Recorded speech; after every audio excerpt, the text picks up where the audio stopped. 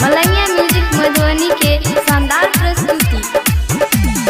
चल गे छौरी मधुबनी घुमाइबो। अच्छा चल गे छौरी दरभंगा घुमाइबो। तोरा चाउमीन चाट छोला खुआइबो। चाउमीन चाट छोला खुआइबो। अच्छा चल गे छौरी मधुबनी घुमाइबो।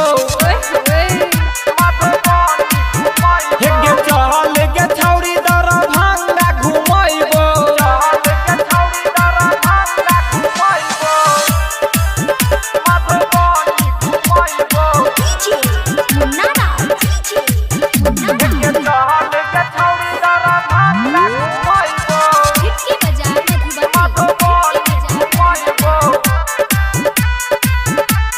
मलैया म्यूजिक मधुबनी के शानदार प्रस्तुति। हमरा से प्यार कॉलेज है तो तोरा हमरा नियन दुल्हा मिलतो नहीं तोरा। गाँव के छौरा छियै भोला भाला बोतो जे साला तो भुक देबो भाला।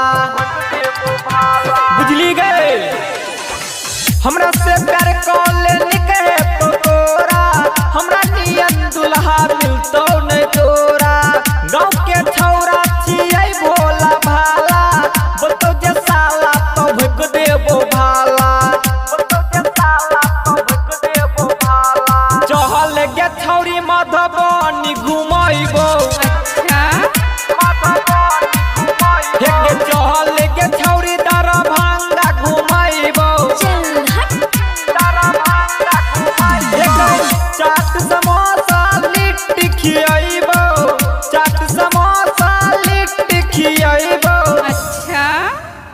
चहल गे छौरी मधुबनी घुमाइबो।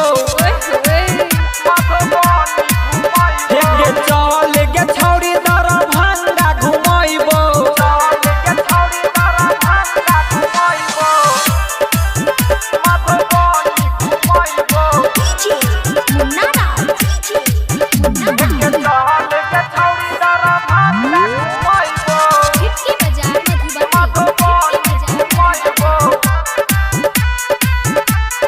मलैया म्यूजिक मधुबनी के शानदार प्रस्तुति। पुनू लाल यादव के गाना बजइबो। मधुबनी मॉल में शॉपिंग करइबो। राइटर बिट्टू मलैया से जान गे सुने हम तोरा मिलइबो। पुनू लाल यादव के गाना बजइबो। दरभंगा मॉल में शॉपिंग करइबो। राइटर बिट्टू मलैया से जान गे सुने हम तोरा मिलइबो। चहल गे छौरी मधुबनी घुमाइबो। चहल गे छौरी दरभंगा घुमाइबो। चाट समोसा लिट्टी खियाइबो। चाट समोसा लिट्टी खियाइबो। चहल गे छौरी मधुबनी घुमाइबो।